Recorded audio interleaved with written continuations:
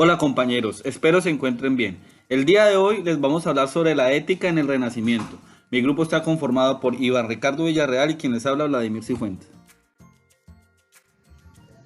Todos nos preguntamos qué es la ética. La ética es la ciencia que estudia los actos morales de los individuos en sociedad. Como disciplina nace en Occidente con Aristóteles. El vocablo ética deriva del griego ethos, que significa costumbre. Y nos preguntamos cuál es la historia de la ética. El origen de la ética surge como respuesta a los problemas básicos de las relaciones entre los hombres. Tales doctrinas son un producto histórico en el que cada periodo de crisis y ajustes la sociedad exige nuevas reflexiones éticas al respecto. Entre los precursores de la ética tenemos a Platón y a Sócrates con sus pensamientos filosóficos, pero la historia de la ética comienza de nuevo formal con Aristóteles con sus ideas sobre la ética y las virtudes de la ética. La ética medieval. La ética medieval se da en la Edad Media entre los siglos V y XV. Tiene como contexto una sociedad de dependencia y vasallajes que se reflejarán en un sistema de jerarquías y extractos. El pensamiento principal es teocéntrico y la iglesia rige sobre todas las cosas. El Renacimiento se da entre el siglo XV y el siglo XVI. La ética del Renacimiento destaca por tener una tendencia antropocéntrica. Surgen nuevos cambios económicos, avances científicos, surge una nueva clase social, la burguesía. La religión deja de ser la forma ideológica dominante, por lo que la Iglesia pierde poder y unidad a partir de los movimientos de la Reforma. Ética del Renacimiento. En el Renacimiento, la ética se caracteriza por emplear a un hombre poseedor de razón y libertad para ejercer un dominio sobre lo que lo rodea. En el humanismo hubo cabida para diversas doctrinas morales. Sin embargo, los humanistas se enriquecieron de la gama de perspectivas éticas que mostraron esencialmente la libertad humana que se engendra en el lenguaje de sus expresiones, o sea, en las artes. Temas centrales para los humanistas fueron la relación del entendimiento con la voluntad, el conocimiento, la idea de la vida activa con la contemplativa, el libre albedrío, el hado contra la fortuna y la vida social. Moral humanista. En la moral humanista destacamos a Erazo, Felicio y Pico de Mirandola. Los humanistas tenían un espíritu laico muy alejado de los teólogos medievales. Gustaban de armonizar las ideas filosóficas griegas o latinas con ideas cristianas, lo que se le valió a la acusación de paganismo. Los humanistas no compartían en absoluto un interés medieval por adaptar el cristianismo a la filosofía griega. Erasmo de Rotterdam. Erasmo de Rotterdam fue un humanista, teólogo y filósofo de origen holandés.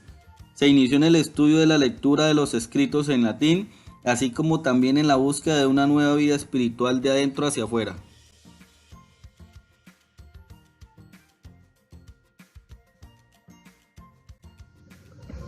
Erasmo ha sido considerado como uno de los más grandes e influyentes pensadores de la época renacentista. Este humanista radica además en su lucha por abrir camino y lograr avanzar en los principios de reformación de la Iglesia, consistiendo esto en el desarrollo de los escritos para hacer un Nuevo Testamento que muchos conocen en la Biblia Reina Valera.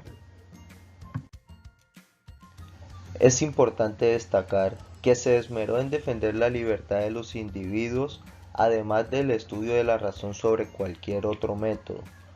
Muchas de las obras de Erasmo se basaron en una constante crítica a la Iglesia debido a que la consideraba un ente inmoral. También hablaremos de Marsilio Ficino, el cual fue un filósofo y humanista italiano que estudió en Florencia y Pisa interesándose especialmente por el griego y el hebreo. Además de ser el artífice del renacimiento del neoplatonismo y que encabezó la famosa cadena platónica florentina, sus ideas fueron decisivas para el desarrollo del renacimiento poético y de esta manera contribuyendo a la formulación de las diversas teorías del amor a las que tanto recurrieron los poetas de su tiempo. Giovanni Pico della Mirandola fue un humanista y pensador italiano.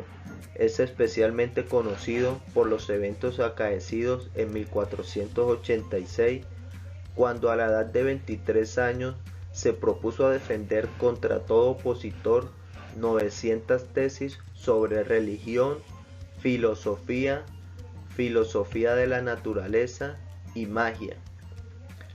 Para ello escribió Oratio de Hominis Dignitate, que ha sido señalada como un manifiesto del Renacimiento y constituye un texto fundamental del humanismo renacentista.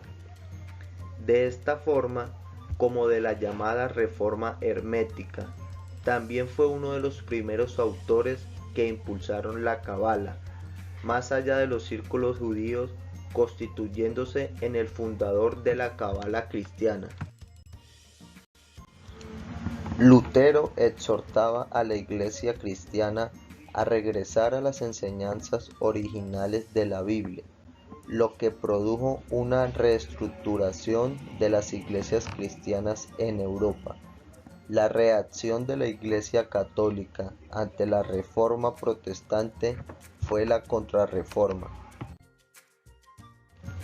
Martín Lutero fue un teólogo y fraile católico agustino que comenzó e impulsó la reforma religiosa en Alemania y en cuyas enseñanzas se inspiraron en la Reforma protestante y la doctrina teológica y cultural denominada luteranismo.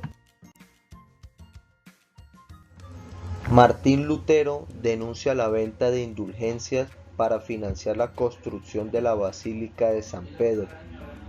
Lutero clavó sus 95 famosas tesis en una iglesia de Wittenberg el 31 de octubre de 1517. Sus ideas eran muy radicales. En este periodo se generó controversia en la Iglesia católica entre católicos y protestantes. Lutero es fideísta porque pone por delante la fe. Entiende que una fe firme es lo único que debe exigírsele al creyente, dado que éste no puede esperar que sus obras los redima y los santifique.